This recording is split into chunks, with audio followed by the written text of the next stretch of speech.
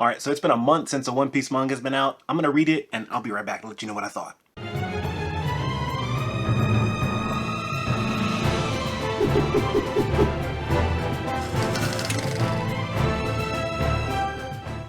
All right, so I just finished reading the chapter and damn, is it a banger. I love it when the chapter is just focused on one thing. A lot of the times at which, I don't know, I guess it depends on how long we've had a stretch of just going on these little different tangents or different parts of the story.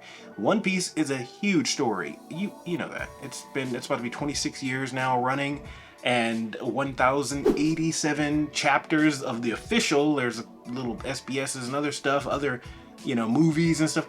It's just a massive, expansive world, and so it's nice to see a little focused story every now and then, and this was that. As soon as we get back, I was expecting we go back to Egghead Island, but nope. But we did get to see what I was also very excited about is to see what happened with Garp. I wanted more because it's been a long time. Not to mention the little 1 month gap that we had, but it's been a long time since we've seen after he did that galaxy impact punch and the blue hole and all the other stuff that he was doing. He was kicking ass and it looked like he was just going to take on this whole force, and I wanted to see how the tension between Aokiji and Garp settled, or whether or not Aokiji just shows his true colors and says, you know what, hey, I'm not going to be fighting you, Garp. I'm actually Sword the whole time. I don't know what he's going to say, but we get to see a little bit of that in this chapter, and I'm going to share my thoughts at the end about what I think is going on here. But it starts off very much what we expect. Garp whooping everybody's ass, taking the hits, grabbing some pirates, tanking some of using them as body shields, tanking some of the Vasco shot flames, throwing the fiery pirates back at them. It's just embarrassing, really. It's just really sad. It's shown that off screen, San Juan Wolf got thrown into the ocean, so they're trying to struggle to get him out of there. They even mentioned how, so this might be the end for him. Nobody's strong enough besides maybe Alvaro, the island man, that he could probably go just scoop him up real quick. Either way, Garp is doing what he damn well does best, okay? And we even get a little bit of flashback so we can start to contextualize the relationship between Garp and Kuzan. Apparently, he wanted to be trained by Garp, and he requested it, and Garp was like, don't steal my freedom. Very interesting line that he chose to say there. All right, but eventually, ultimately, he just does. It's kind of just Garp's thing. He acts like he doesn't want to help the next generation, or he's annoyed by them, but at the same time, he's trying to guide them. He wanted Ace and Luffy to be Marines. He was upset, apparently, that Dragon became a revolutionary. These things bothered him, and I bet you that inside he feels like they're failures. But at the same time, he values freedom. So he probably doesn't want to take the freedom from other people to do what they want to do. Hence why he doesn't just force Ace to not be a pirate. He could have just locked Ace up with his own power, captured him, locked him up, said, hey, you're not going to be a pirate. You're going to live the rest of your life behind bars if I have to. But he didn't want to do that. He allowed them to have their freedom. He allows Luffy to have their freedom. In a way, Garp, while he's a terrible father because he just leaves the kids with Donan, or whoever that was, the mountain bandits, right? He also allows them to be who they want to be. Yeah, he slaps them in the head every now and then, like, no, you're not going to be a pirate. You're going to be a Marine.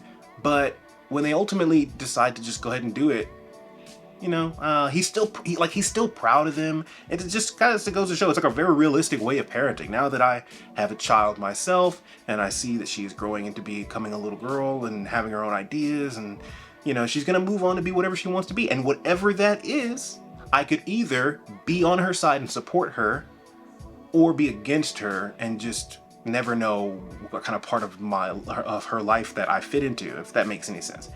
I'm sure there are other One Piece dads out there, so I'm not the only one. But for me, looking at the way that he treats Kuzan shows, and the little communication that he had while they were doing their little montage training, shows me that Garp is a really good dad, because he does want he wants the best for him in his own eyes, what he thinks is the best. He believes that the mission for the Marines to protect the people is a just one, okay? And he wants his family to participate in that dream. Who wouldn't? But all of his family doesn't agree. It just seems like they all want the same thing. They all want freedom, and they even go so far as, I'm sure that Dragon wants freedom for everybody else too. But the way they go about it is different. But at least Garp respects it and allows it to happen. So that's why I thought that the communication between him and Kuzan in the flashback was very important, at least for me. It was very impactful. Moving on, we get a little bit of the clash. They're about to punch each other in the face. And during the clash, it just came down to, hey, I'm just, you never thought you'd be raising, a nemesis like me. I forget exactly what he said, but Kuzan came across, it didn't seem like he was being 100% genuine. He seemed like he was just kind of like teasing. Oh, you never thought you would have raised an enemy like this. And then I'm sure he's thinking that, I bet Garp is really disappointed in me. But Garp don't give a shit about that, bro. He's gonna punch you because you're not acting in accordance with what his vision was. But I also feel like there was a little communication in that punch. He says, I cannot let you. You understand? You're messing with my plan here. I can't just let you walk out of here, Garp. So we're gonna have to go at this. And then they punch each other and they're both down. Bro, ain't no way Aokiji is just taken out by one punch like that. I'm sorry, okay? He fought for 3 straight days, or however long he fought, against Akainu. And Garp just one punching him and it's it? No. So Kuzan is still there. He's ready to probably get right back up, and I'm hoping that we see a little bit more explanation about their real genuine, like maybe another little bit of a flashback to contextualize more their relationship. I like it. We end with a climactic cliffhanger where Pizarro is about to smash the ship. Looks like he's got like a hockey-infused island arm that's about to come and just crush down on Garp and the ship. And yeah, it's looking like it's lights out for them. And even the quote he says, justice will prevail. He says that to Kobe. And I don't know, I feel like for some reason I'm getting a sense that, yeah, this might suck. Maybe we failed here. But I believe in my student Kuzan, and that whatever his mission is doing, he just punched it to me and communicated through fists that he's still on the right side, that he's still, himself. He's still trying to do what he thinks is right. And we've seen Aokiji, I feel like, more than any other admiral, all the way back after Long Island, Long Ring, Long Land, whatever the place is called, when he was whooping the Straw Hats' asses. But ultimately, he let them go. And he also let Nico Robin go. So, I mean, he, out of all the admirals, maybe besides Fujitora, has like the clearest sense, or at least the kindest sense of what justice is. So I don't know, maybe this is just me really liking this character and not wanting to see him just go down this dark side, because it really just doesn't make sense for him to just completely go to Blackbeard, and just be devoted to that. I really see a man conflicted. I see Kuzan conflicted with what he's having to do, going up against his old